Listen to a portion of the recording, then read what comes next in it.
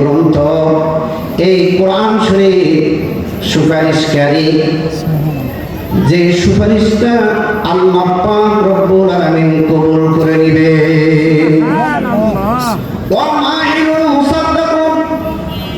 আর এই কোরআন শরীফ এমন রিপোর্ট প্রদানকারী যাকে সত্যায়ন করা হবে, ফামান জাআলাহু আমামাহু ওয়াদাহু ইলাল জান্নাহ।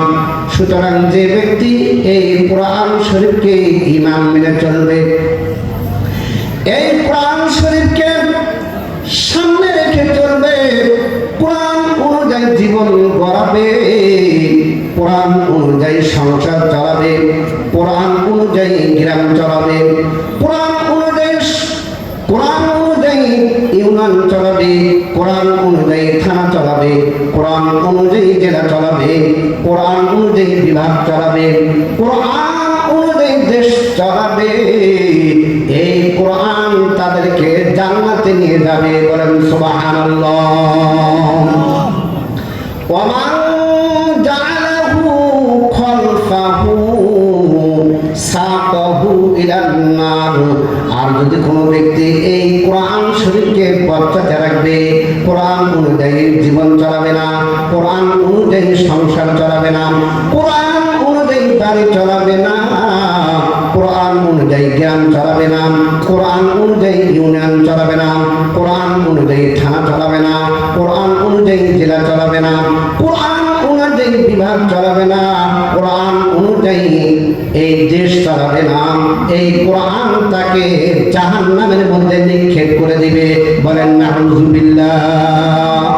ও মুসলমান, আমি আপনাদেরকে দৃষ্টি আকর্ষণ করে বলতে চাই, আমরা জান্নাতে যাইতে চাই না দুজকে যাইতে চাই? জান্নাতে। বেহেশতে যাইতে চান না দুজকে যাইতে চান?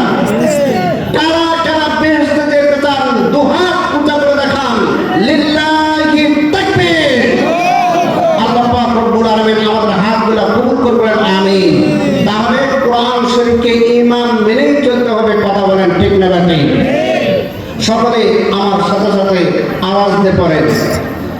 শান্তি চাও যদি জীবনে মরণে, বলেন বলেন বলেন। শান্তি চাও যদি জীবনে মরণে, ঈমান মেনে চলো কোরআন সুন্নাহকে, তবেই পাবে সুখ শান্তির ঠিকানা, তবেই পাবে সুখ শান্তির ঠিকানা, যদি মেনে নিতে পারি কোরআন সুন্নাহ। শান্তি, বলেন বলেন। শান্তি চাও যদি জীবনে মরণে, ঈমান মেনে চলো কোরআন সুন্নাহকে। আল্লাহ পাক রব্বুল আলামিন আমাদেরকে কোরআন সুন্নাহ অনুযায়ী জীবন গড়ার তৌফিক দান করবেন, আমিন।